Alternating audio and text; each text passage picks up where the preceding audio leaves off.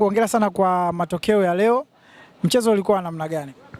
Mchezo ulikuwa mgumu, maana ni mechi moja, mechi za mtoano. Kwa hiyo ni mechi ambayo unahitaji ufanye vizuri. Mechi ilikuwa ngumu, lakini kilichotusaidia maelekezo ya mwalimu yamefanya mechi kuwa rahisi kidogo.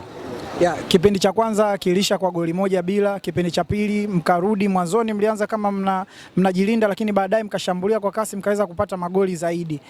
Utofauti ulikuwa nini? Mwalimu aliwaambia nini kipindi cha kwanza?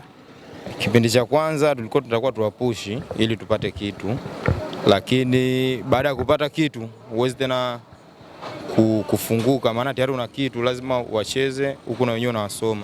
Kwa kipindi cha pili vilivyokuja wenyewe walipushi wakihitaji kuchomoa goli, lakini tulijitahidi kuzuia, tukawa imara, na sisi kafika time tena tukaona tushambulie ili tuweze kupata goli la pili na la tatu ili tujihakikishie.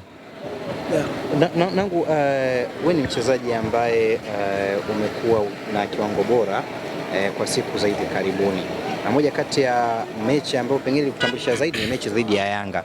Nusu finali pengine kuna uwezekano kukutana na ama Yanga au Stand United. Kwako wewe unazizungumziaje hizi timu mbili? Mechi itakuwa ngumu. Mechi itakuwa ngumu, haiwezi kuwa rahisi. Maana pia isitoshe Yanga ni timu kubwa.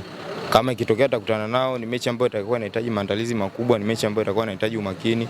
Kwa hiyo sisi tutachofanya, tutakuwa uwanja wa mazoezi kumsikiliza mwalimu anachotaka, plani ya mwalimu inasemaje, tutafuata plani yake ili